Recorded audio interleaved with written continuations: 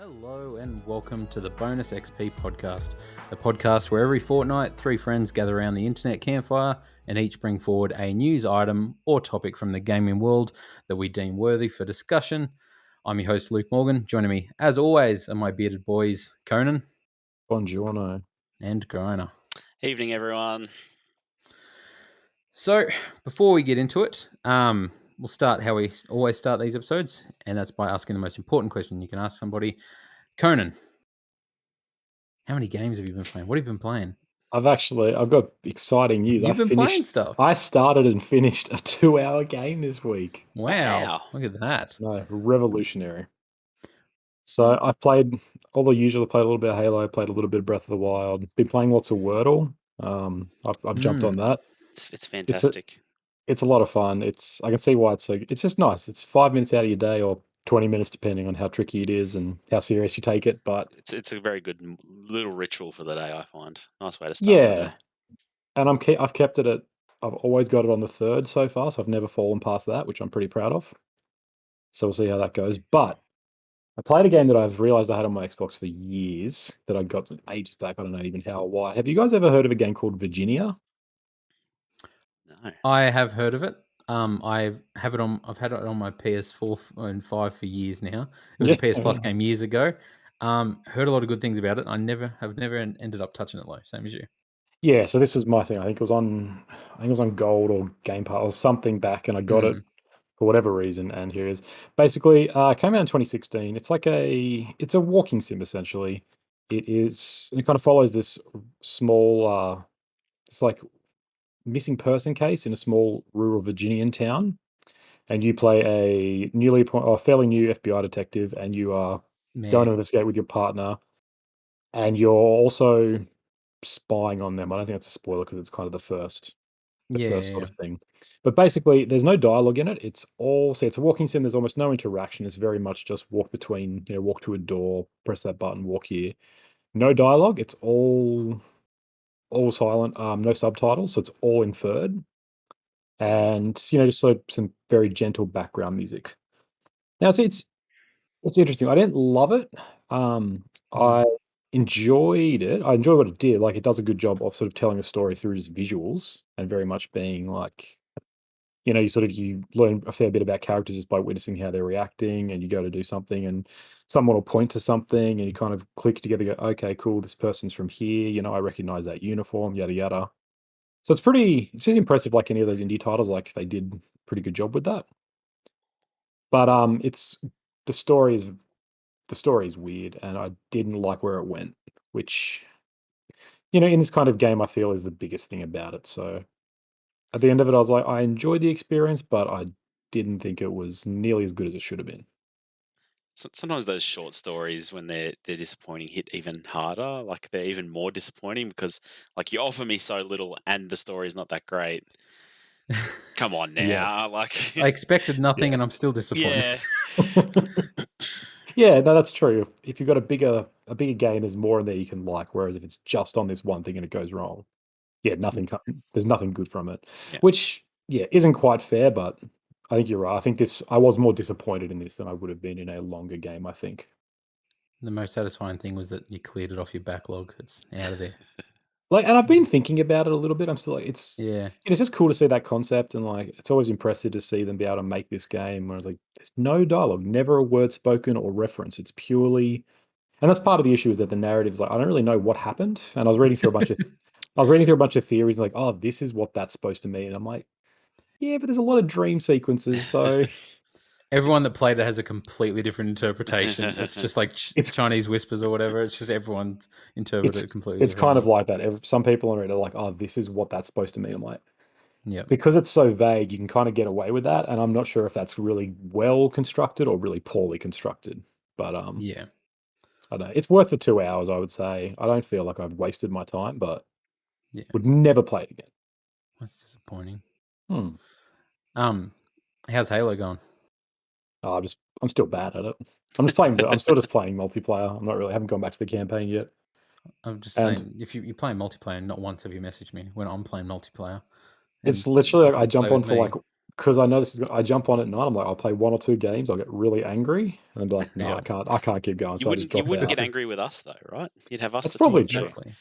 That is true. I've also been Exactly. starting work super early, so I'm like trying to sleep at a reasonable time. Um, so I'll talk about what I played first because I know Griner usually has the biggest list, and completed the most. So, um, this has mostly been what my son has been playing, but I've been helping him play it and watching him play it and kind of gotten into it. And it's weird because I didn't get into it when it first came out, and I don't know why. So Star Wars Jedi Fallen Order, which came out 2 years ago now, I believe. Hmm. Obviously, EA own it. This was like very celebrated as being their return to a single player game where they're not forcing microtransactions or multiplayer aspects, and everyone praised it. For some reason, it just didn't click with me when it came out. I remember buying it. I put maybe 2 hours into it, and I was just like, I'm not vibing with the protagonist. Don't know about the gameplay, but like it sounded and looked like something I should have loved, like a single player Star Wars game, swinging lightsabers around where it's fun. That should be cool. Um, but this past fortnight, our other podcast that we do, The Good, the Bad, and the Worst, we're reviewing Star Wars. And in doing this, my son has become a big Star Wars fan all of a sudden, and he's walking around the house dressed as Darth Vader, and he loves lightsabers.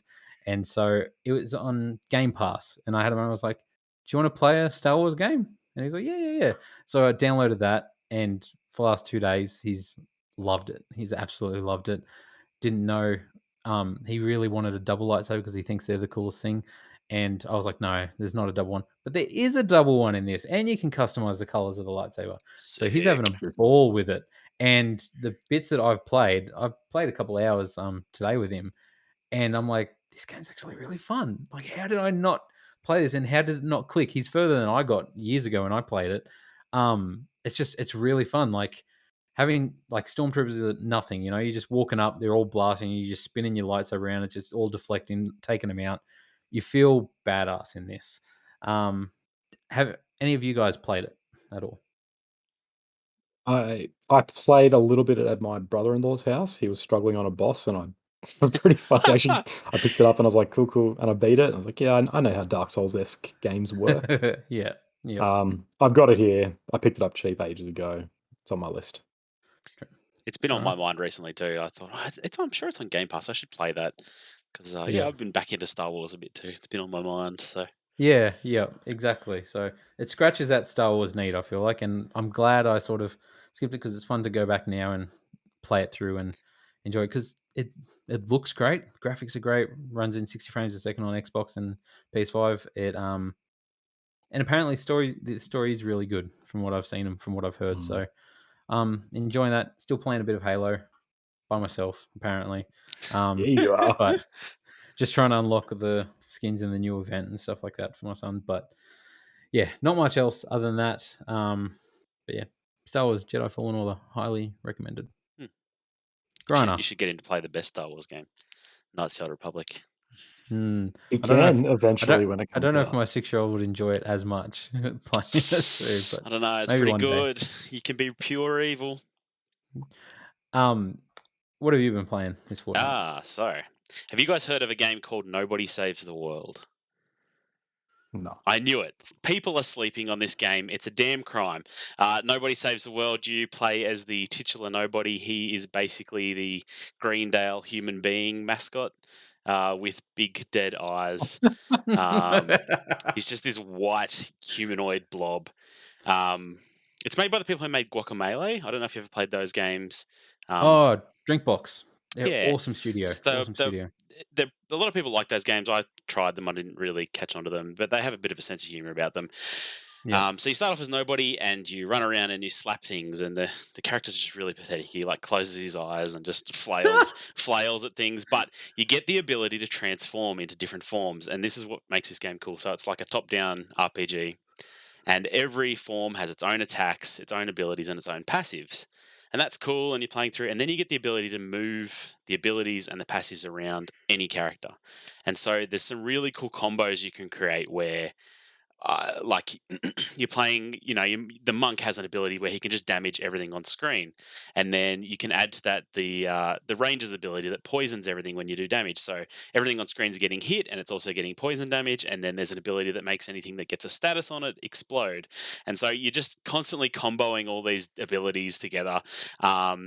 And it's just really fun. Like there's so many abilities, so many There's about a dozen forms to unlock, and each one has its own leveling. So you're encouraged to like switch around and do the quests on each form. I really, really enjoyed this game. I basically 100%ed it. I think I missed the only achievement I didn't do was doing New Game Plus because I unlocked everything already, Yeah. and who could be bothered? But just I don't know, a very, very, very well designed game. And so they throw you into a bunch of dungeons they're just puzzles basically. It's like this dungeon, everything does 999 times damage. And it's like, well, crap! I just go in here and I die in one hit. But there's the turtle, and their passive ability means you only lose 1/6 of your health per hit. That's the maximum you can lose. So you put that passive on something that can actually attack, and you run through and obliterate everything. It's cool. There's lots of little moments like that where you use these abilities in really cool ways together. It reminds me a bit of a card game, honestly, like getting a really cool combo off in a card game and just Yep. feeling unstoppable. And it's a bit like that in this game. You're like combo your abilities and passives together. And people are sleeping on this game. I haven't seen anything about it. No. I only got onto it because I heard about it in another podcast, but every other podcast I've listened to hasn't mentioned it, and it's a shame because I think it's really good. It's not perfect, but it's really good. I really This game enjoyed it. sounds like a lot of fun. Mm. Like Yeah. they're a great studio. So it's top down, so it's not like side scrolling like their other games. No, no. I think Zelda basically Yeah, yeah, yeah. running around an overworld, and then you get into a dungeon, and that's the meat of your combat. Anyway, there's combat in the overworld, but it's not so much. The game's got a sense of humor. I don't know if it's perfect. It's not even that Yeah, great. I don't know. The yeah, story is at utter nonsense. Like I just ate through everything as fast as I could, but the yeah. gameplay I really enjoyed. And everything's really ugly, which is fun, like on purpose. Like there's a dozen forms to pick from, and like one of them's a mermaid, and it is the ugliest mermaid I've ever seen. Everything has these big dead eyes. Recommend it if you have a chance. It came out day and date on Xbox Game Pass, so Oh, cool, nothing to lose cool. there. So Yeah. Yeah. the other I, game, I just wanna say, I feel like if we were popular enough of a podcast to have merch, like, regularly made, we would have a merch that is Griner asking, "Have either of you guys heard of this game that I've been playing?" And both of us saying no. Yep. He's truly like the indie searcher among Yeah. us. I We're just just the I don't know. Ever since we mainstream started this people. podcast, I've definitely felt the pressure to come with something Yeah. new and interesting every week, and I've enjoyed it. It's been fun to go You're through the and true find these gems. you're the We're true holding the podcast journalist of down. this. Yeah, we're holding the podcast down. Yeah. We're just like, Journalist. "Oh, Halo's still good." I mean, I'm the opposite. I've stopped playing games. It's like, well, Here's I've this, peaked. here's This this is game it. from 2016. It was kind of bad. Yep. Basically. Oh, it's so And depressing. what else? Pokemon Legends Arceus. Oh, Yeah, I was waiting yes. for it. Man, I've played a lot of Pokemon games. I really enjoyed the first three generations. I played them a lot on handheld. Never had a 3DS or a DS, so I never played any of those ones. But even when I got a Switch, like I got back in, I was playing Let's Go, I was playing Sword and Shield, and they never quite did it for me. It's like I loved Pokemon when I was a kid, but this is so tedious. Like there's so many menus, there's so many cutscenes. This is just maybe it's not for me anymore. And then Arceus comes out, and holy dooly, I really love this game. It like brings back the joy of Pokemon to me, which is something I never thought I would get back. But it's just they've just streamlined it so much. Like at any time you can throw a Pokeball at something, whether it's a Pokemon or a person or whatever you want, and you can throw Pokemon out at any time. Like it's third person control. So you're running around in the open world and you see something you want to catch, you just start throwing balls. You run into a pack of Yep. Bidoof and just start throwing balls, and they all just pop off, catching one at a time. Like in the old games, if you wanted to catch something, you had to like encounter it, then go into your menu, go to the ball pocket, pick the ball, throw it, cross your fingers that it catches it. Whereas this, you Yeah. just keep chucking balls at it. It doesn't like there's no limits. You can just Oh, wow. it's so much fun running around catching things in this game. Like I've never been one to really catch a lot of Pokemon in the other games. I would just get my favorites, get my team, and battle. But in this, Yep. like you're the one sneaking up in the grass and catching Pokemon. Yep. It's just so well done, and it's very focused on catching. So there is battling in it. And again, like you can just throw your Pokemon out to battle a wild Pokemon at any time. Um, So so good. The battle mode system, is it the same as the old game? Like the old? It's still turn based. They have Yeah. definitely changed things up a bit, but if you're not someone who was really into the old battle system, you might not even really notice. But Yeah. even this is more streamlined. Like there's still a menu to go and pick your attacks, but if you want to swap Pokemon, you can just toggle between your Pokemon and throw the next one out. Or if you want to throw a ball, you just toggle to the balls and throw it. There's no menus to dig through. You don't have to dig through your bag to find your balls or anything like that. Like it's so Yeah. streamlined. It makes this game so much more fun to play. And just having this it's not open world, but it's open areas, that is big open areas, and they're just fun to run around Yeah. and explore. The game is ugly as sin. And So that's what I was going to bring up. I was going to say, how do you feel about, because the main sort of dialogue I've seen around this game, other than people loving it, obviously, is people like saying a game like this on this hardware shouldn't look like this in 2022. no, it's like a Wii U at best. Wii maybe like. People were comparing it to Wii U games that had Yeah. much better like environments. I So.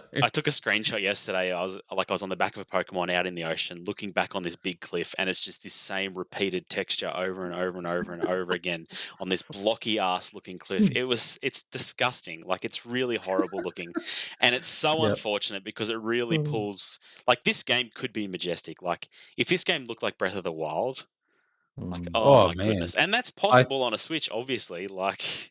Yeah. Yep. I don't know, they've really missed the boat there. I mean, look, we know Game Freak is an indie company. Pokemon's not that profitable, but I really think they could have done a better job. What?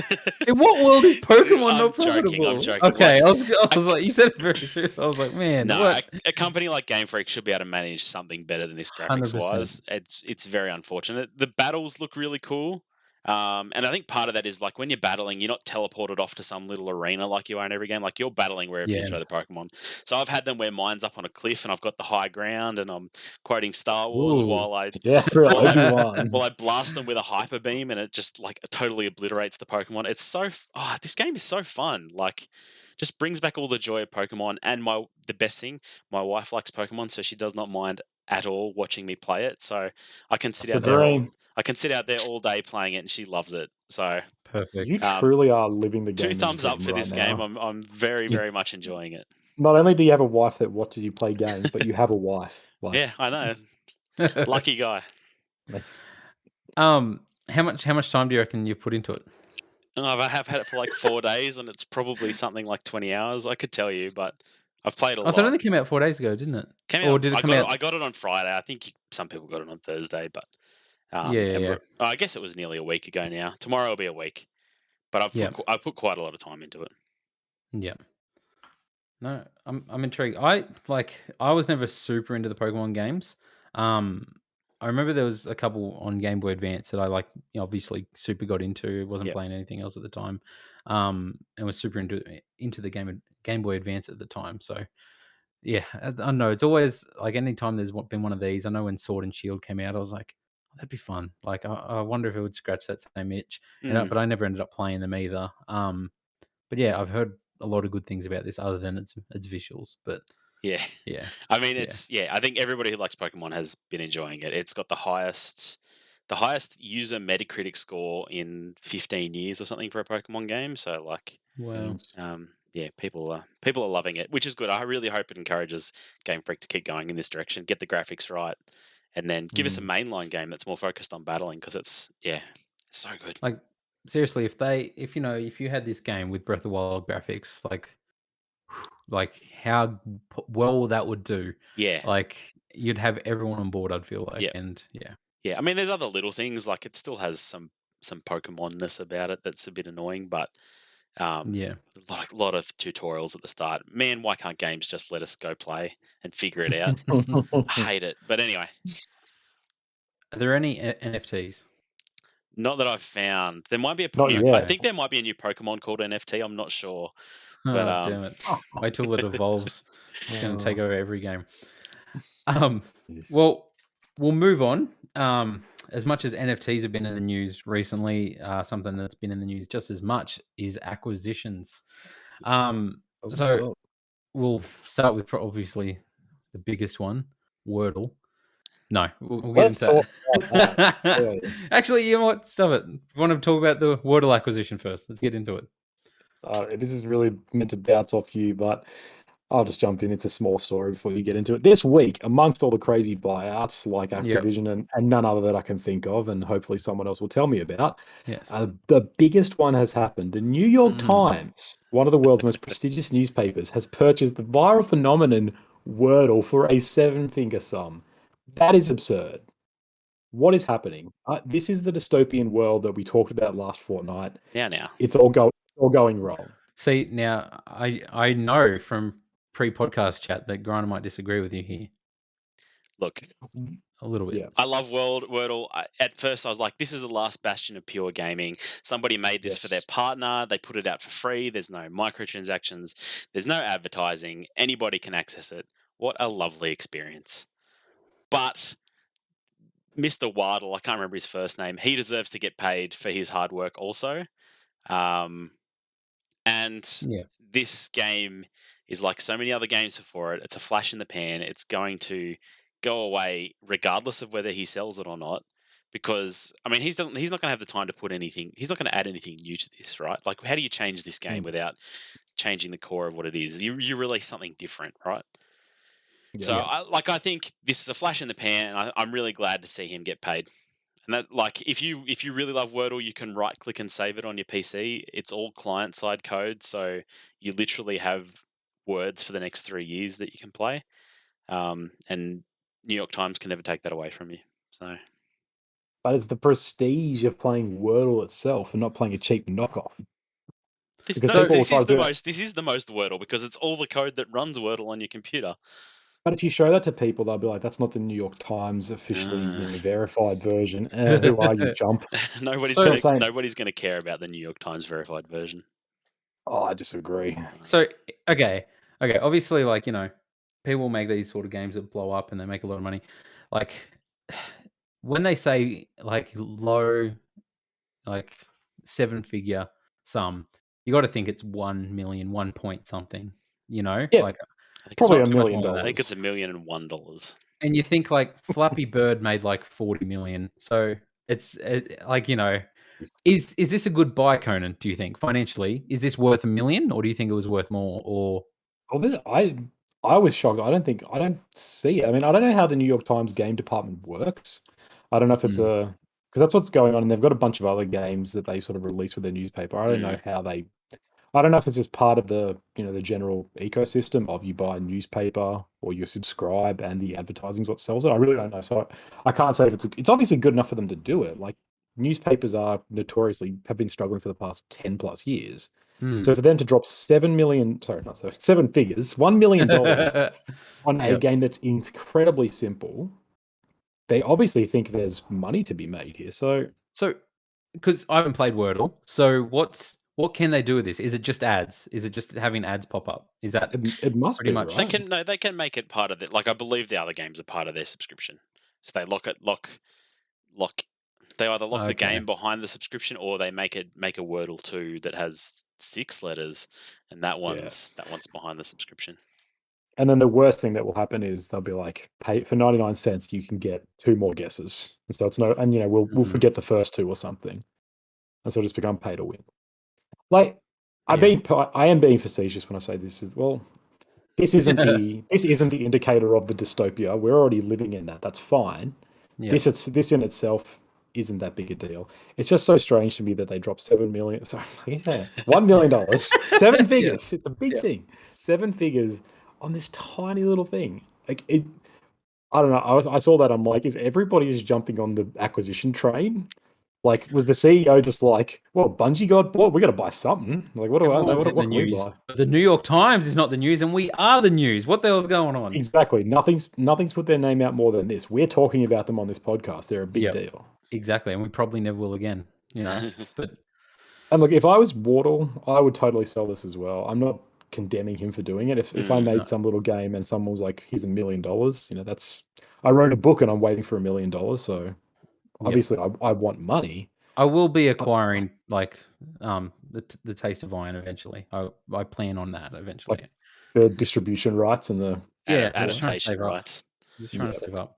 Just trying gonna to sell get to it off Amazon. Netflix. Yeah. obviously I need to play Wordle, but see, I look at this, I'm like $1 million in this day and age. I'm like, with the Does amount that of change for you, Luke? Just chump change? no, I'm saying the amount of people that like are playing Wordle, like I see it everywhere on Twitter, like especially I don't see it on Facebook, obviously, but Twitter, I see posts everywhere from celebrities, from journalists, from just gamers. I see it everywhere, and I don't know what the numbers are, but like of what the install base is, like I got to imagine, you put ads on that, like you make your money back in a month. But you got to keep it going, obviously. You got to keep that popularity going. Yeah. But And I am super curious to know if it's just ads, like how many people will sort of fall off from that and where that line comes, right? Like they put a little bit more in there, and if where's the line that then a bunch of people are like, nah, this is no longer the charming sort of free, unadulterated game we like. We're off now. So I'm very curious to see how they proceed. Just because you see that, right? Like companies will buy games or buy things, and then it pretty quickly dies because they don't know how to handle it, or they monetize it and it just fails. yeah, Yeah, So I think a lot of cases yeah, monetizing it is the thing that makes it not what it was, right? Like it's yeah. So exactly. it'll be interesting. Um, so like I said, speaking of acquisitions, there was another small acquisition this week. A 3.6 or $3.7 billion acquisition, which seems a lot compared to Wordle. But not a lot compared to Activision. yeah, No. So Sony purchased Bungie. Now, a few interesting things about this. Obviously, Bungie, I think most people associate with Xbox and associate with Halo. Obviously, created Xbox's biggest exclusive that system will ever have and ever be known for. Uh, Now, getting in bed with Sony, while Xbox has Crash Bandicoot and Spyro. It's a very swap and change of mascots that they're holding hostage. They're basically looking at across the pond at each other, being, knife to their throat, being like, look, don't do it. Crash is going again. Um, the other thing that I find interesting in this is the wording of it makes it very much seem like everything's still going to be multi-platform. Everything there's still going to be an independent studio, which is the main thing that is interesting. Is that they'll basically be working alongside Sony as opposed to being one of their first-party studio developers. Um, so the closest thing I can relate this to is when like Microsoft purchased Mojang, and then still release everything Minecraft related on PlayStation and everything, because why wouldn't you with the amount of money and income you can make off that? I just see this as a thing that Sony will get money from it. But a lot of the dialogue coming from Sony seems to be like, we're interested in moving into a live service games market, and they're successful with that with Destiny. And Destiny is yeah. very popular. Even though I never hear about it much in my circles or anything like that, it is very popular, and does very well. They were talking about 20 million pre-orders for their new expansion coming up, which is it's a big Which game. is crazy, Yeah. crazy. Like some games don't even sell. Like a lot of games don't even sell 20 million copies. Days gone. Yeah, it didn't. Too soon. That's Too double the soon. amount of Days Gone copies. But I feel like I don't know. Like I said, when this news was announced, Sony's lacking like a first-person shooter. I would be very Yeah. interested, and I'm like, how ironic would it be if Bungie create a Killzone reboot, which was the Halo killer back in the day, now developed by Halo Oh, developers to kill Halo again, the real Halo killer. like I wouldn't be surprised. No, I'd it'll love it, never happen. but it won't I, happen. I No. think you might get a Killzone, you might get a first-person shooter, but it won't be developed by Bungie. But I think Bungie will be there to offer their expertise. It might feel a lot like a Bungie game, I suspect. But Yeah. yeah, I think Yep. this is good for Sony. Like obviously they have a first-person shooter hole in their arsenal, and they obviously want to get into live service games as everybody is trying to at the moment, and Destiny is one of the most popular ones. So this fills those So you holes think nicely. they'll just let Bungie keep doing Destiny and just like That's you the guys thing. do that? Do we get a Destiny 3 that's PlayStation exclusive? Yeah, Do we? I wonder. I wonder if we just get something new. Does Bungie make Destiny forever? It felt like they were going to make Halo forever, and then all of a sudden they're like, no, we want to leave. We don't want to do this anymore. Mm. And Seems all, like Bungie get into a bed with a lot of people and then regret it. And they change. this is the third time they've been purchased. Yeah. They've been owned by Microsoft and Activision, ironically, before And this. now, yeah, Yeah. and then they are in bed with each other now. Um, so that's the thing. Like, I don't know. Obviously, there's a lot of PR speak around it. With everything will be multi-platform, same as Microsoft's doing with Call of Duty. It's Yeah. like, okay, because you know what, legally, you can't take last year's Call of Duty off PS5 when people have bought it and paid for stuff on it and everything like that. I think you So how much is can. it I like? think you can. Lots of games disappear You like that. can't. Nah, you can. No, not if you purchased it. You can't. What about Free stuff. You could still play it if you own it, but you might not be able to buy new copies of it. Yeah. But They're not going to do that though. But no, and that's the thing I'm wondering, like, when they say everything's multi-platform, I wonder if Sony saying that means PC. They're just like PlayStation and PC. Like, the next Destiny won't be on Xbox, but it'll be on PC and yeah, PlayStation. I mean, both Microsoft and Sony came out and said, "Oh no, we don't have any plans to make them exclusive yet." But both Yeah. you get the sense like, "Oh, it's coming." I mean, Yeah. I think Microsoft came out a bit stronger, saying, "Well, things will be," especially after seeing what they did with Obsidian, with Bethesda. Bethesda. Bethesda. Like, yeah, Yep. like I can't see them not doing that. But Sony might keep Destiny around for everyone and just use those skills to make their own first person shooter or Yeah. live But service. interested. I hope that's the thing. I am worried about them wanting to go in a live service direction because I feel like what makes PlayStation so great is the opposite of that. Is your single player stories. It's not live service games. So I'm not into Yeah. that. So I'm a bit worried that they said that they want to release 10 by like in the next 5 years. And I'm like, oh God, I hope not. Um, but if I The mean Last of Us MMO, you wouldn't play that? I would. I totally would. Um, but if you get like Bungie, obviously amazing at what they do. They know their craft. Um, l- like no one's been able to top Halo since they left Halo. I don't think really. No. And if that expertise helping other developers at PlayStation for first-person shooters can only be a good thing. It does kind of make like obviously $3.6 billion. Microsoft bought Activision for $70 billion. Obviously different between a publisher and a developer or whatever, but it really highlighted for me how much of a steal Insomniac Games was for $200 million. Like, Sony bought them for $200 million.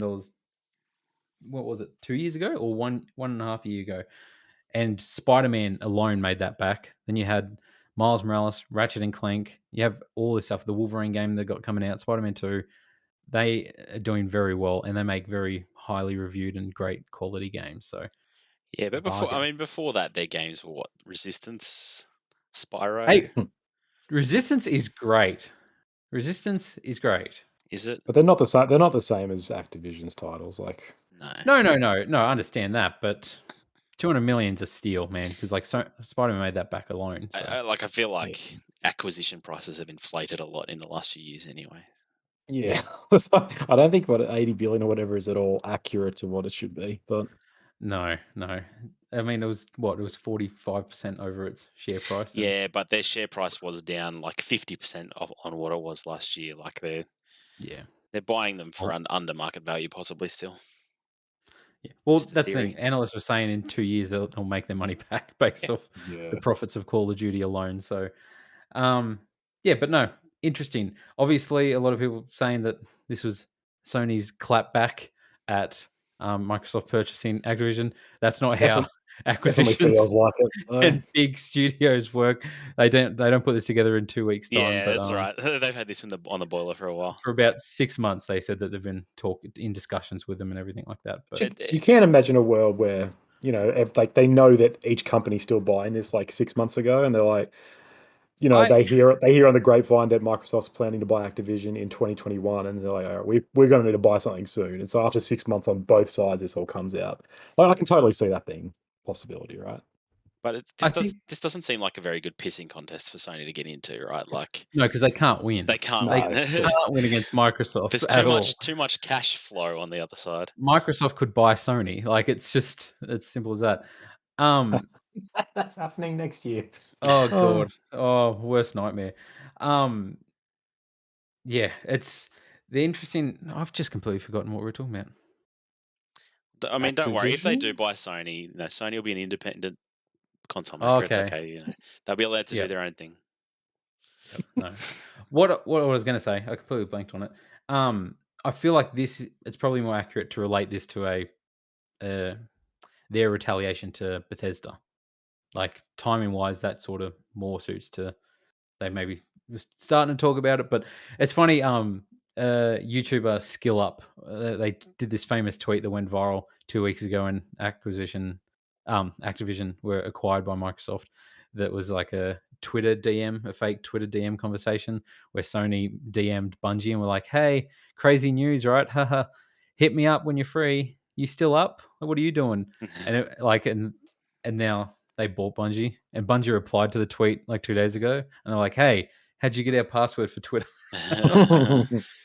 But yeah. Anyway, good news, interesting news. I never thought Bungie would be a Sony studio, but It's a weird world.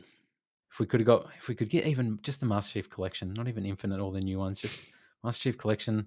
I know we can't because it's owned by Microsoft, but I would love You that. just need Sony to open those doors and allow Game Pass on, and you'll have all those things and more. Will never Yes. happen. Conan, we'll go to That's you. fine. What is your topic for the week? Or topics? Plural. Topics. They're both pretty small and pretty crap, so we'll just get into it. So, being inspired by Virginia, I've been thinking about walking sims. Yes. So obviously it's a subgenre of games. I'm sure, as you guys all know, everyone knows by now. It's used mostly as a pejorative term, I feel. But it describes a little market that I think a lot of people, maybe secretly, but still enjoy. It does seem to be something that, there is a market for. Games like a lot of games lean into that and really sort of, they try to market themselves as another good one or the next big thing in that. So you got all your classic titles: Dear Esther, What Remains of Edith Finch, God Home. Goes on and on. Horror games like Layers of Fear. I don't know. It's one I think we've talked about before, and I go back and forth on it. Sometimes I play them and I really enjoy them. Sometimes I don't. And I was just reading a little bit about it. I don't know. What are you guys' thoughts on them? Do you think it's a strange genre? Do you consider them games at all? Because I think there seems to be a lot of discourse about that whole idea of like, can these even be classified as video games, or are they sort of something in between that can only run on in this space, but they don't actually they shouldn't be classified? Because I could sort of say that, there's a lot of them that are just you're moving, you witness a story, and it's done. They don't adhere to the classic video game elements of gameplay, conflict, like winning and losing. All these sort of like Being fun. classic, yeah, Oh, basically. Like there's a lot of things here that basically define games when you get down to brass tacks, and walking sims don't often adhere to those. So I don't know. I've never really thought about it at length, but Virginia inspired me. So, what do you guys think of walking sims? You fans? You've been playing them since Dear Esther, or do you avoid them like the plague? I don't like them. I've played a fair few. I played Dear Esther. I played Gone Home. Probably the only one I half liked was the Stanley Parable. I think it had a halfway interesting story that had something interesting to say about, the nature of creating something and working on a game. But I just generally don't like them. Hey, like I played Gone Home when everybody was talking about, oh man, this is a really cool new experience, and I'm just like, it's fine. Like running around a house and reading notes is not really yeah. my idea of fun, and so I avoid them now. Like I don't really have any interest in them. I find them sort of like it's either I start playing them and I'm like I hard out because I'm just like, no, this is not doing it for me. It's like not holding my attention, or it's something where I'm in the mood for that, where it's like, hey, I don't have to think about this too much. I'm just going to sit down. It's a 2 hour experience. Sit down, play Mm. this game tonight, and enjoy the story of it. There's a few that I really love. The Vanishing of Ethan Carter, I really liked years ago, and What Remains of Edith Finch is fantastic. I really, really enjoyed that game.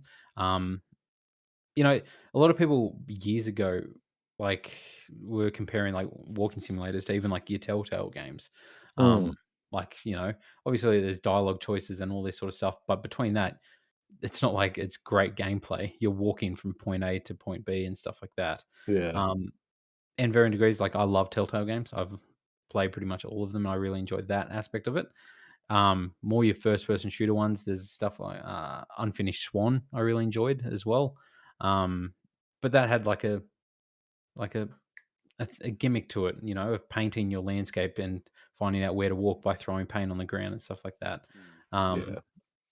But yeah, overall, like they have to have a really good story and I think do some interesting things with gameplay. There's not many these days that I think people just be like, oh, you read notes and it tells a really good story. Like I thought Gone Home was kind of overrated. I heard so much about it and I played it. And the most intriguing thing about Gone Home was that I wasn't sure if it was a horror. So the entire time I was expecting something Yeah. scary to happen. And that had me on the edge of my seat. I was like, oh my God. And then it gets to the end and it doesn't. Like nothing happened. And I was like, okay, that was it. Yeah. Okay, cool.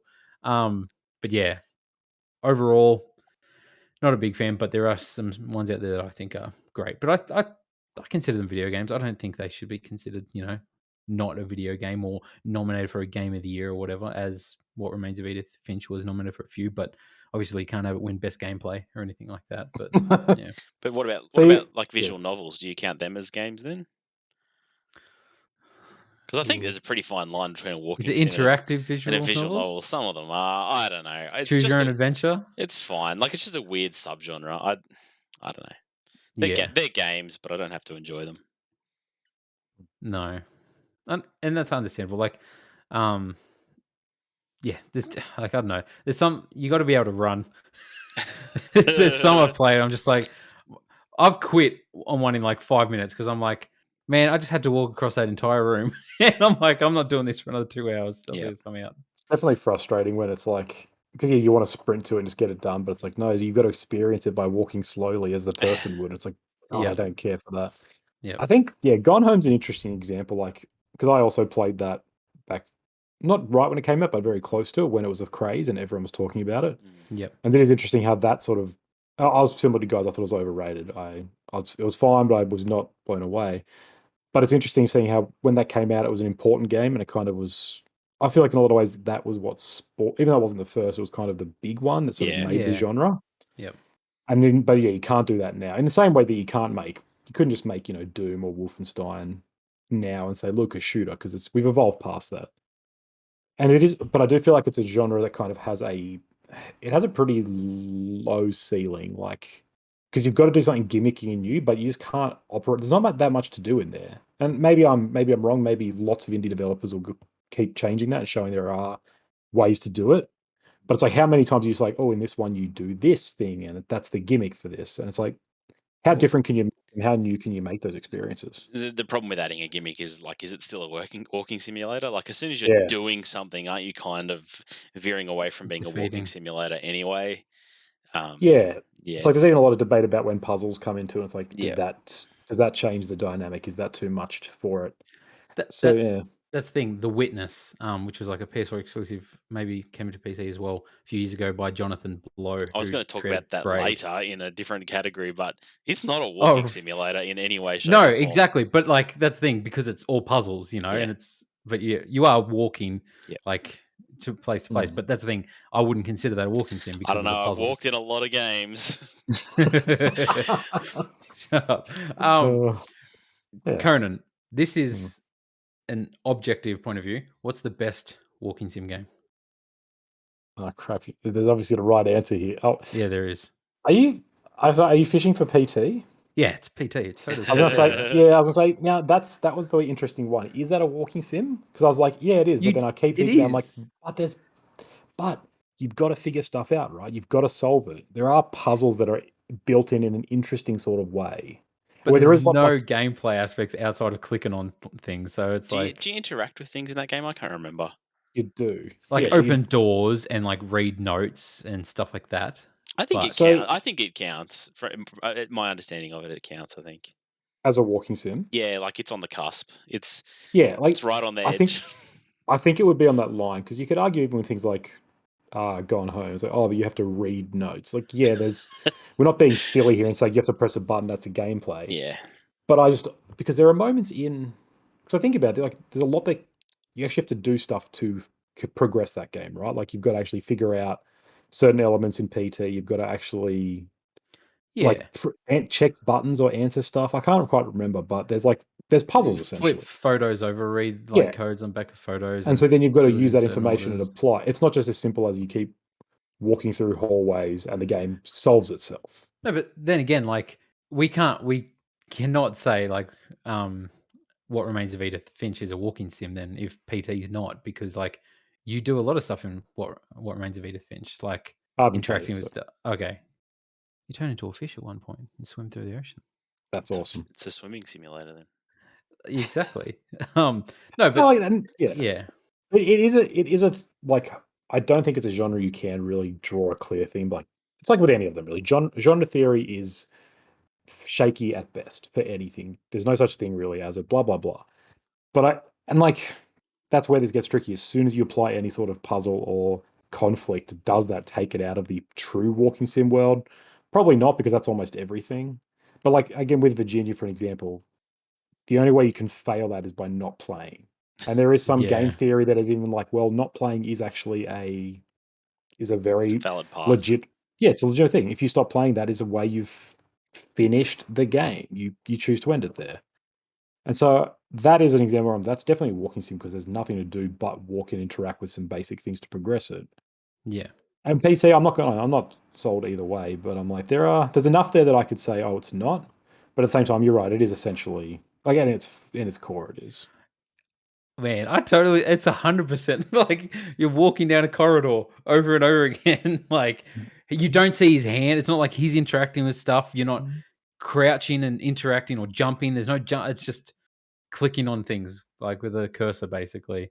But you do have to figure out something to clearly to progress the game. That's my walk here. Where if you can't just finish it by But clicking it's the same everything. as Days Gone's. Not Days Gone. Gone Home. What's on your mind? It's a riding sim. Gone Home's similar. You solve puzzles from memory to open trapdoors and stuff. It's not just everything works. It's just checking. It's been notes, years isn't since I played it, so I don't know. Pretty much notes. There might be one or two buttons. I don't think there's even buttons. I remember it's literally just you'll go to a Yeah. fridge and see stuff, and you get a note off there, and you gradually piece it together, right? And then it ends once you've sort of found everything. Possibly, yeah. And I think there's parts of the house that are cut off, and you have to work out other ways to get to them. But you're not doing a puzzle to get there. You're just crawling through a You can't fail it. You or can't something. open the wrong thing and find a body or something like that. No. Which is what I was expecting the whole time playing Gone Home. Wasn't that the whole marketing thing about it? It was kind of lauded as a horror game in a way, but it was but it's never is. Yeah. Exactly. I feel like I had that in my mind. This is like a horror walking sim, but the whole twist was that it's just a. They definitely play on that, yeah. But I mean, the whole plot of it is making you think there's a monster or something, Yeah, that's right. That's right. Yeah. Okay. Yeah. PT is great though. PT is great. Download it, soldier. What game are you talking about? I never played PT. Can I get it? No, you can't. You'll never be able to. You can. You got to go onto eBay and buy it for. I don't know how much they're going for now. I don't even want to know. But what a damn shame. Konami. You know what? Just having back to the last discussion, Sony need to acquire Konami. 100%. Metal Gear Solid, Silent Hill, Castlevania, where it needs to be, PlayStation. 100%. I agree. Kojima, here's PT. Take it away.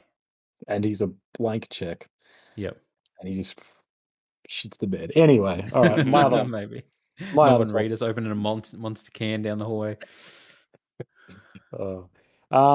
My other thing that I was thinking about, I was talking with a friend at work, and we're talking about game twists. And I was like, yeah, game twists are interesting. There's actually not as many as I would think there are, but there are some good ones. So what are your guys' favorite video game twists? Spoilers ahead, by the way, probably. Oh, will you let me spoil some games that you guys haven't finished? Depends. How old are they? What is it? I wanted to talk about Hades, but I don't have to spoil it. No, I'm okay with that. I'm okay with it. Well, my first one, I wanted to talk about The Witness, which Luke mentioned before. The Witness is it is a puzzle game, and you walk around and you walk up to these plates on the wall, and it's just these line puzzles, and they seem very simple, but there's more mechanics going on, and it's quite interesting. But there's a gameplay twist in that game where you realize that all the lines on these roofs line up, and if you stand in a certain spot, instead of having to walk up to a panel, you can draw these lines in the real world and do puzzles within like the environment. And the first time that happens, it's like, wait, have these been all over the place this whole time and I haven't realized it? And you start looking for them and you find them literally everywhere. It's it's a very fun little gameplay twist, and I thought that was an interesting twist in that game. How random that I brought the witness up. I Like, know. we've never, ever discussed the witness, and I bring it up right before you're about to bring Twice it in up. one episode. I know. I don't think anybody's talked about the witness in a while, but yeah, In it's 5 years. Yeah. I mean, I really liked that game, but just that little Yeah. gameplay twist was very very unexpected, and I really enjoyed it. One of the other ones was Portal. I mean, obviously that game alludes to what's going to happen with Gladys, but I still remember the moment it happened, and she tries to kill you, and it's just like, wait, holy crap, this is awesome. I'm really enjoying this game. Yep. Oh, I need to play Portal again. Yeah, Portal's a good walking sim. Yeah. Yeah. Did you want to talk about Hades? That's got Well, puzzles on. yeah, it does have. I mean, I was going to talk about the story of Hades, and I don't. It's hard to know what a twist is, right? Like, I think in that game, you're definitely expecting it to go one way. Like, you're very antagonistic towards your father, and it seems like he's trapping you down in hell and not allowing you to escape. Can I just go for it? Do you want? I don't have to. Just go for it. I'll probably never get there. So I'm not talented enough to beat it. Also, Conan's not even finished it either. Once you beat it once, it's easy. Because it's like a fake ending. You beat it once, and then you got to keep beating it, keep getting further. And so that last boss is hard, man. Yeah, so you end up fighting your father at the end of the dungeon, right? At the end of hell, you fight your dad, and it's this, it's a battle to the death, and you die to him a lot of times. But eventually you beat him, and he's like, "Fine, get out of here. Go see what's on the other side." And you get out, and you meet your mother, and she's just on the other side of the doorstep of hell. And you talk to her for a bit, and then you die. And it's like, I wanted to stay with my mother. Like, I've been trying to escape hell this whole time, and now I'm dead again. I'm back at the bottom of hell. And so you beat your dad again, and you have a little bit more time with your mum. Anyway, you keep beating your dad. I like to beat my dad. You keep beating your dad. You keep beating your dad to escape hell, and every time you beat him, the battle gets a little less antagonistic, and your dad is a bit more defeated about it. And he's just like, "Go, just get out of here. Go see. I know what you're doing out there." And you go and talk to your mum, and you find out that like they were basically driven apart by the people in what's the Greek heaven in Olympus. And there's not really any reason for them to be apart anymore. And you basically reunite your mother and father. And it just becomes a really sweet story. And you're this family living in hell, this loving family all living together. It's just like not what I expected at the end of that game. Like the whole time your dad is a real dick. And then every time you beat him and you go and visit the mother, it just gets sweeter and sweeter. And it's like, oh man, like we could be a happy family again, and it turns into a little happy family story.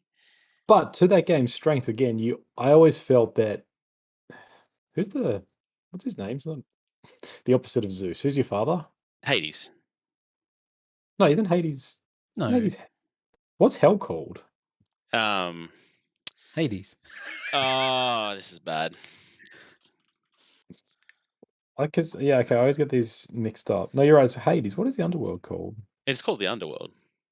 No, it's got it's got a Greek name. Anyway, it doesn't really matter. Yeah, sorry. So Hades, the whole time it's there, you always feel like Hades is a dick, but you feel like there's a little bit more to it. He's always like a little too like you go, I don't know, go clean your room, stop being so obstinate. And it's like, I haven't really done anything, and you're not actually answering anything. He's always like that father who is trying to doesn't want to tell you anything, so he's just like he's creating distance between you. And so the whole time it's not telegraphed that it spoils it, but you're like, there's something more here. He's not just the bad guy he's trying to be. You can tell there is something more to it. He's basically trying to protect you from the fact that you can't leave, essentially. Like you're destined to stay in hell. But yeah, it just becomes this really not sweet. Like you make a home in hell, and your mum comes and lives with you, and then they get remarried, and you invite all the gods from Olympus to the wedding, and like it's awesome. They keep going on after that if you want to. Like it's such a good game, and I don't know. It's not like a record scratch twist. It's just like Like the whole game, you're doing this one thing, and then all of a sudden they flip it, and it's like, oh, this is like Subversion of this is a small story expectations. about a family. This isn't a grand story about someone escaping hell. See, I thought you were going to talk about the secret ending. That after that, and you live 2 years, you play the game for 2 more years, nice and peaceful. Kratos comes and murders everyone, including your mother and father. Actually, a prequel. That's Right. the PS5 version because Kratos Okay. is obviously PlayStation character. It's really messed up. For now, we'll see what happens. Big acquisitions on the horizon. Exactly. That sounds really cool. I Yeah. wish I hadn't had it spoiled for me. Oh. No, I would never have got there ever in a million years. Yeah. I'm intrigued now to like watch a playthrough on YouTube or something. Conan, what about you?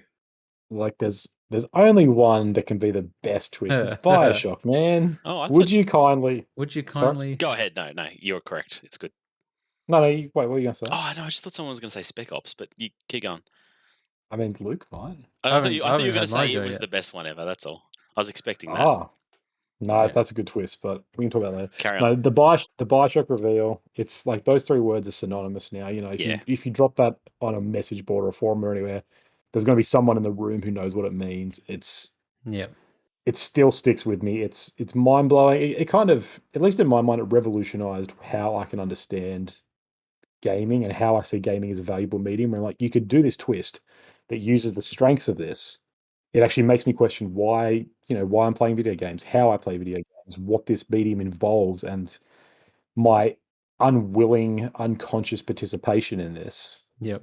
actually has meaning to it and has purpose, and how you can explore that in the narrative. And I never saw it coming. I don't think anyone did. It just blows your mind. You're like, and then you start to track back. It's like almost a perfect twist in that you start to see all these things. You're, oh, it all makes sense. Yeah. Why did I do what he said? It's phenomenal. And that's the thing, because of gameplay wise, like to get to that twist, you do what he said. Like it's like you have to be a participant in that, like that Exactly. twist. It's You can't have free choice to progress the game, yeah, and it's all about not having free choice. And it's like that's, in a way, you can say it's manipulative, but no, it's brilliant. It's absolutely brilliant to do. It's still the thing. Like I still think about that a lot. I still want to get the chains on my wrist as a tattoo. yeah, If I ever make a game, that's the kind of thing I want to aim for. Like yeah. we talked about him last week, Ken Levine. You might be a monster to work for, but geez, he's a friggin' genius. So, how would you compare it to Infinite's twist? Because obviously they try to do another big twist at the end of Infinite.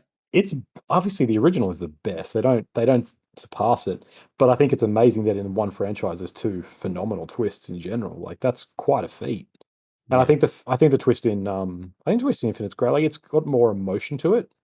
Yeah, The twist in Infinite's really, very beautiful and very poetic. Just because it actually has a narrative strength. But the first one and is the first one's just like I don't know, pure mind blowing twist. The Yeah. Infinite's one is, it's still really great. I still love it, and the whole idea of, well, all of it, yeah, just the whole with the Latisse twins, and just because again, it builds in these interesting elements of choice and free will, and like what that and constants, and it doesn't do it as well, I don't think, but it combines all these gameplay elements again into a narrative twist that is really, really solid, really works for the story, makes the game Yep. better for.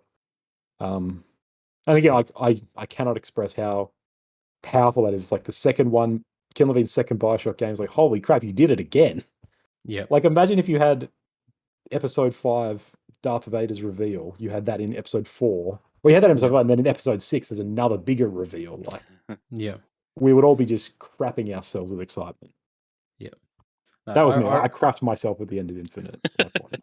I remember like when the "Would you kindly" scene happened in number 1. I remember like pausing it afterwards and just being like, "Mother, like, god damn, that's awesome. That's great. I did not see that coming." Yeah. Yeah, you can't top that. Well, but look, if you had to, what would you go with? So obviously, like it completely slipped my mind. So I'm glad Grinder brought it up. Spec Ops: The Line has an amazing twist at the It's a end. good one. We've gone into it before when a different topic we were discussing, but it's something similar, very similar, I think, to Bioshock Infinite, where you're an active participant in it, like not knowing like pretty much the entire campaign until that twist happens, and it makes you rethink, oh crap, everything that you did, Mm. and makes any second playthrough that you do, if you do another playthrough, like you see it in a completely different light, Yeah. completely changes like the whole game, and the way it's done is expertly done. I think I love that game. We already praise it heaps in another podcast, but yeah, I love And that we will that twist continue to praise it. because it should. Yeah, it doesn't get enough love, that game. So what I had here, and I'm similar with Hades. I really don't want to spoil it because I want you guys to play it, even though you never will. The first Infamous game. Neither Yeah, of I'm you never played this. never playing that. Spoil it No. away, mate. Spoil it away. Okay. So this had to be my favorite game twist. Other than obviously the ones mentioned. Uh, so basically, you play a character, Cole McGrath, in this one, who is delivering a package one day. He's a bicycle postman. Bomb goes off in his package. It gives him superpowers, basically, and you go through this game. Increasing your powers, like learning new abilities, all this sort of stuff, while constantly being pushed and fighting this villain called Kessler. Now, he's this like hooded old man figure that's super powerful, like, tosses you around like a chew toy, basically. And you go through this whole game. He's an asshole. He's trying to kill your wife, trying to kill like your best friend, all this sort of stuff, and you get to the final battle. You have this amazing, amazing, super powered electric bolts like throwing fight with him. And when you defeat him, he like falls to the ground, and I don't know if he's like reached for his in his pocket or something falls out of Kessler's pocket, and you pick it up, and there's this moment. You look at the photo, and there's a photo from your wedding day of you with Trish and your best friend that Kessler has, because he is you from the future that has come What? back. And because what happened, oh, I got goosebumps. Woo! What happened basically is that in the future, there's this thing called the Beast, which will come and wipe out everybody you love, wipe out the planet as you know it. And in that timeline, he wasn't powerful enough to stop it because of distractions in his life, like his wife and his best friend. So he goes back in time to try and he makes that detonation go off early, so you get the powers at a younger age, and he's pushing you constantly throughout the game for you to learn these new abilities and stuff, because he's like, you need to be ready because you need to save the planet, basically. And you know what? I need to kill the woman I love. That's the woman you love. It's the same girl. I need to kill her because she's a distraction. Like you can't be focusing on that. You need to be focusing on your powers and training and all this. Get rid of your best friend too. And it's a really, really powerful ending. Basically, I've just been like, the beast shows up in 3 years' time. Like, you need to do this now. And it ends on this twist of like, you've got 3 years to prepare from like the apocalypse, and now you don't have distractions because I killed your wife. It's really messed up, and it's a really freaking awesome ending. And I remember just having goosebumps and just straight away playing the game again and picking up on all of the hints. Like, there's another female character that's like obviously from the same timeline, that's come in to this world as well, and is trying to attack you, and she thinks you're a bastard because you betrayed her. And like, that's because, yeah, it's a younger version of yourself and all this stuff, and you don't know what the hell's going on. It makes things really interesting. And there's a lot of cool things in that game that they do with twists. Like, even when like your character's wife dies, you have a choice in that game to make. Basically, it's the Green Goblin situation. She's dangling off one building, and there's a group of like 20 kids dangling from another building, and you have a choice to make. And you can make this choice. Be like, oh, I'm going to say go into this room, or don't know if it's from a building or something. Like, it's one of these things. But no, yeah, it is definitely. And if you choose the evil option and go to save your wife, because it's a neutral, like a Evil? morality thing, you choose the evil option to save your wife instead of the kids. You take off the bag off her head, and it's not your wife, and she was in that bus with the kids and dies anyway. Or you choose the kids and she dies, and it's a hero thing. But Very, I don't like that philosophy. You can't just decide that that's the moral choice. No, I mean, People have debated this for literally centuries. It's kids, man. It's kids. They're probably Greater all good. wieners. What if they all turn out as villains? Then it's not. They've Hitler actually was done in that Maybe. bus. Maybe. I But do yeah, love the future self twist. It's a good one. it's a really cool twist. And then the start of the second game, it's like the beast shows up and it's you trying to take down the beast. And there's an awesome twist at the end of number 2 as well. That's on like similar level, but not the same. But yeah, Is it love past that you's gone to the series. future? Huh? Past you has gone to the future? No, I don't. No, Oh. no, I won't spoil that one. That's for you guys to play now that you're super invested in Infamous. That's what we'll do. But yeah, I wish that game would be remastered because the first one's so good. Yeah, so that's my favorite twist. But yeah, Right on. I have 2 honorable mentions. I'll just bring it real quick. yes, Fable 3 had that interesting twist where turns out that your brother was actually preparing for something, not just being a douche. And so I didn't play it, but I read about it. Basically, the whole time you're trying to overthrow your brother because he's a bad king, but then you realize he's doing all these evil things because he's preparing for this similar thing, massive extinction event, and he's had to do this to have the money and the supplies to do it. Which it's a nice twist on the whole, the hero genre. And the other big one of like second best one in my mind, Knights of the Old Republic. Yeah, I was going to say that too. Brian, you take it away. You were the bad guy the whole time. What? Yeah. Oh, dude, the remaster hasn't come out yet. I'm looking forward to that. I've avoided it for 20 years. No, it's cool. The whole time you're hearing about Revan, and then you find out you were Revan, and it's like, dude. Oh shit! So good, good. Damn, that's and cool. again, all these pieces fit into place, and so oh man, so nice, so satisfying. I just want to say, Metal Gear Solid 5 is really cool. Like, the reveal that it's you're not actually Solid Snake, and it actually makes the old Metal Gear games actually fit in with the modern ones. Like, it's so Kojima's kind of a genius. Yep.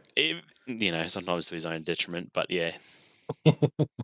Just he's a mad genius. Yeah. Like the fact that game like opens with you like creating this character that you then never see. Yeah.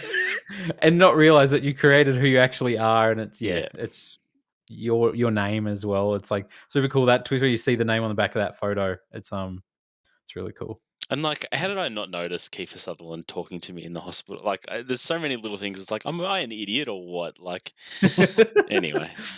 Yeah. Yeah. No, I won't give an honorable mention to Infamous 2 because one day you will play it. I guarantee. Never. So, Griner. Yeah. What is your topic for the week? Oh man, I've just got some quick ones. Because Conan's weren't as quick as you said that, but no, it's fun. All right. Did you guys see? Did you guys see that Miyazaki is making multiple poison swamps in Elden Ring because he can't help himself? Did you see this article? Man, I love this dude. He just does what he wants, and people still love his games. I'm so keen for Elden Ring, and I just thought this was a funny little story. He's like, while making this game, I rediscovered my love for making poison swamps. I know how people feel about them, but I suddenly realized I'm in the middle of making one and I can't help myself. It just happens. His poison swamps just happen. I don't know. Legend. Another article about Miyazaki this week was George R. R. Martin's going to get a surprise when he sees what I've done to some of his characters. Yeah. And I was like, oh man, that's so cool. That's pretty fun. Sounds like George R. R. Martin didn't help very much. No, my little topic was just: is there any after Arceus, and me absolutely enjoying it, but knowing it's a hugely flawed game, particularly visually? Are there any games that you guys enjoy that are hugely flawed? I'll let you take this. You want me to go first? When you said, I had a bit of a list. Flawed, as in I don't know, like what's your definition? Buggy, underdeveloped, unpopular? I think it's open to all of those things. I guess, like I guess I feel like Arceus would have been like not a perfect game, but like game of the year list if it had been better graphically. Like, I think it's just really holding it back from reaching that next echelon. But I still love it personally. And is there a game where it's like, oh man, if this one feature was just better, it would be the best game ever? Yeah, I mean the popular vote, I think, would go to Fallout New Vegas, a game that everyone sort of, I think, is aware that there is one of the best games ever there, but it's it's held back very dramatically by just incredibly clunky bugs, like multiple games crashing in Yeah. hours, and all the general Bethesda issues like 6 Mm, is for 200 characters. Looked ugly when it came out. It looks worse now. Like it's definitely not perfect. It's far from perfect, but when it works, it's just amazing. I still adore that game so Mm. much. And yeah. I'm like, if it had if those just glaring issues were fixed or improved, it would be best game of the best game of the century sort of thing. Yep. Yeah. And Century. Jeez. Far Cry 2. Far Cry 2. Yeah, I like I was looking at some lists because people like this topic apparently, but yeah, Far Cry 2 came up a lot, Mm. and I I remember think playing that it and is enjoying it. But yeah, Yeah, I think it's an amazing game, and it's really been overshadowed by all the other Far Cries. Um, and it just wasn't loved because it was very hard. Like I feel that's the biggest thing. It was hard. It was a very empty, kind of boring space, but that's intentional. Like the game's trying to do that, and I think it sets out to make a game with a feeling of being like this lone sort of mercenary trying to survive, and it's just a very empty, deadly place. It does really well, and but everyone likes killing tigers and crazy animals on islands. So And having malaria. Good stuff. malaria's a real threat, Luke. You need to be It prepared. is. It is. I am because I played Far Cry 2. I am. just got to Correct. get that mosquito net upgrade, and you're good. Yep. um. So I'll just quickly run through a couple. Because talking on this podcast has made me realize a couple others that I think deserve on this list. So I do want to say, so Days Gone.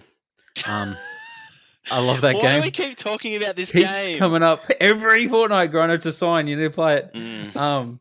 No. So obviously gone into it before. Loved the story. Way too long. And way too repetitive. For its own good. Detroit Become Human. I really love that game. I really love the story. I really love the characters. So like obviously it's not a super fun game to play gameplay wise. It's almost like a walking simulator Bit of a walking sim, basically, hey? Mm. and story aspects and a lot of some of the voice acting stuff is very on the nose. Like it thinks it's way deeper than what it actually is, where it's basically like racism is bad, but it's like trying to be super deep about it, like The as if it's droids the have to first sit at the person. back of the bus. So Exactly. stupid. Segregation. It's Yeah. what can this be compared to? Now the other one I would just want to bring up. So Metal Gear Solid 5. Um, Yeah, true. I think is a deeply flawed game. As a Metal Gear Solid fan, I love that game, and I hate that game Mm. because, like, legit in a week and a half when that came out, it's really bad. Probably more than any other game in my life. I put like 100 hours into it in a week and a half of its release. I was just obsessed with that game. I loved playing it, and it was just every day getting in like Pequod flying in. It was just like the coolest stuff happening, like it was great. But Yeah, as a Metal Gear Solid fan and loving the story and the characters, very lacking in that game. yeah. Very, very lacking. There's a couple of good moments, and I do enjoy the twist, but it's yeah, I wanted more. I wanted more Yeah. weirdness. Give me more. I feel like, the start and opening and then like a little sprinkle here and then of that 70 or 100-hour game. There's some great stuff where you're like, oh, that's Kojima.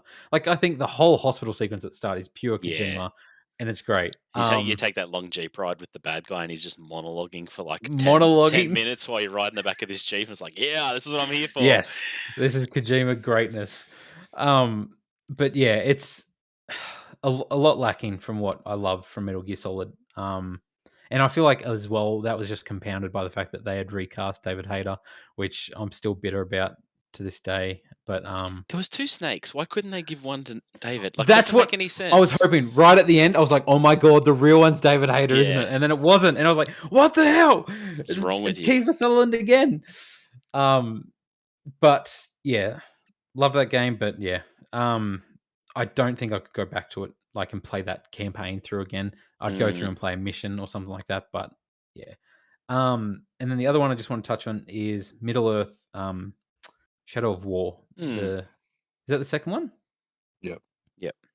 Shadow Yeah. of Mordor's the first. Yeah. Yeah. Yeah, Shadow of War. Great game, fun gameplay. Enjoyed the story. I really liked what they'd done with the main character, even in the post-credit stuff and all that. are so grindy because it was ruined by microtransactions. And it really, really like ruined that game is how much they Yeah. pushed the microtransactions to the point that you had to grind so much or pay out money for it. Yeah. And I paid out money like a chump because I didn't want to grind, and it sucked. But I still had to grind. It was still a pain in the ass. So That's bad. yeah, that's the only other one I can think of. But The only other Fair one I mean, there's some good ones, guys. The other one I had was Deadly Premonition. Have you guys played this game or seen this game? No, no, but I saw this come up on a bunch of lists of like Yeah, worst games that are great. so I played I've seen a lot about I this. played a little but bit of it, but I watched a playthrough because it was just so much fun. Like this, it's just like Twin Peaks, the video game. Like Ooh. it's a really fun story, even if it's a little bit nonsensical in places. The dude's just like it's totally like Twin Peaks. Like the dude's just not afraid to get weird with it. Like he's talking into his coffee cup, but there's just some terrible. Like the graphics aren't great, the voice acting is No. bad in a lot of places, but kind of in a fun way sometimes. I think there's some interesting gameplay stuff there, but there's a lot of really bad gameplay stuff as well. Like it's just, I don't know. It's a mess of a game. What's the from what I've heard. developer's name? Is it Swery? Anyway, that developer needs to make more things. He's made some good stuff since, but give him more money. He could be Kojima too. Were we not getting a Deadly Premonition 2? I don't know. Yeah, I feel like that's been in the talks or the works for a while. I swear I remember seeing something. Oh, Deadly Premonition 2 came out apparently last year. Came out last year. There you go. Yeah, it did. It's got too. 56% on I think it's a Metacritic. different guy. I think so, yeah. Came out on Nintendo Switch. So, yeah. Get on it, boys. Yeah, Grindy, you're the Switch guy. Eat that game play up. Bring the review. Next thought. Yeah, I don't want to. No, I'm good. Give me about 5 years and I might. You'll be up to it by then. Yeah, I think so. And obviously Pokemon as well. Yes, well, I mean that's the one that inspired it for me. Like, Yeah. so graphically bad, but so much fun. So much fun. Yeah. Well, thanks for watching. As always, like and subscribe. You can find us on social media at Bonus XP Podcast. If you enjoyed listening to us talk about games, you can also watch or listen to us talk about movie trilogies. Every fortnight, our other podcast, The Good, the Bad, and the Worst, we review a movie trilogy and rank them and rate them and see which one was the worst and what was the best and why. At the moment, we're doing all three Star Wars trilogies. Coming up to the finale in a fortnight, in next week's time. It'll be a good one. It'll Tune in. Interesting episode. I can't wait. The prequel one just came out this week, so check that out. A lot of memes were discussed. It was good fun. You can find that on social media as well at Good Bad Worst Pod. Other than that, we'll see you next time. Buy Conan's book. Oh, and buy Conan's book. Here's See, three I'm trying. Oh, look. See, I was trying to lower his value so I can acquire it later. I'm not giving him these views anymore. The 6 gonna views a undercut month. me, bro. his share price down at the moment, 45%. Plummeting. Yep. Wait till I make NFTs for it. Exactly. And we'll see you next time. See ya. Peace. Lates.